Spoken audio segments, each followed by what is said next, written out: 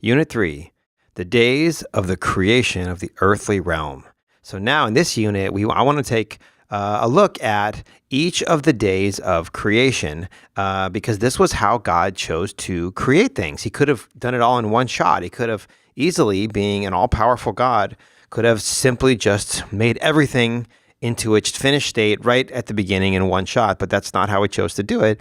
He chose to create in days. And so let's look at these as we come to examine a little bit about creation. So day 1, light. Genesis 1, 3 through 5, right? So I'm going to read some key parts of some of these verses, not the whole verses, but we know in this section, God said, "Let there be light," and there was light. So it wasn't just that God thought that light was a good idea and then it showed up, but here it's literally light be. So when God said the words, "Let there be light," that was the catalyst that created light. God literally spoke it into existence. And so in day 2, we get that in Genesis 1, 6 through 8. That's where God created the sky and the seas. And so God here, it says, "Let there be a firmament in the midst of the waters, and let it divide the waters from the waters," right? The firmament, we learn, is really talking about space. And so the space, the sky, the seas, all of that was part of day 2.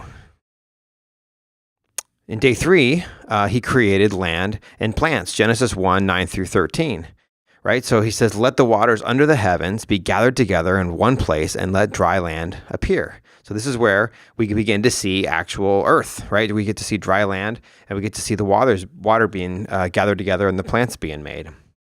Then in day 4, the sun, the moon, and the stars. So we read about this in Genesis 1, 14 through 19, where God said, "Let the lights in the firmament," or in the sky, or the space of the heavens to divide, let there be lights in the firmament of the heavens to divide the day from the night. So here, God creates the sun, the moon, and the stars, and presumably lots of other planets too, but that's the ones that we get clearly in that verse. In day 6, we see the creation of sea animals and birds, right? These are verses 20 through 23 of Genesis 1. "Let the waters abound with an abundance of living creatures, and let the birds fly above the earth." So here in day 5, right now, we see animals, right? Sea animals, and we see birds. And day 6, verses 24 through 31, here is where we see land animals, and then we see the creation of man, right? So in these kind of two verses put together, "Let the earth bring forth the living creature according to its kind." And later on it says, "Let us make man in our image, according to our likeness." So that's day 6. And then day 7 is a Sabbath rest. Genesis 2, 1 through 3, right? Which part of it says, "And he rested on the 7th day from all the work which he had done." So these are the days of creation, the 7 days, right? Light. Day 2, he creates the sky and the seas. Day 3, land and plants. Day 4, sun, moon, and stars. Day 5, sea animals and birds. Day 6, land animals and man. And then day 7 is a day of Sabbath rest.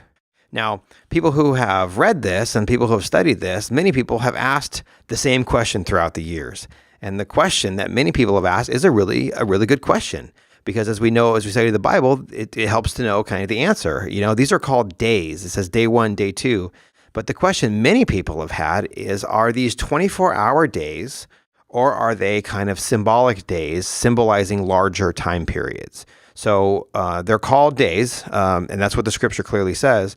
But does it mean something else? And does it mean a longer period of time that is using the word day to kind of refer to? So in the next unit, we're going to look at that a little bit. So what we want to do in unit 4 is we want to dig a little deeper and kind of examine the days of God's creation process.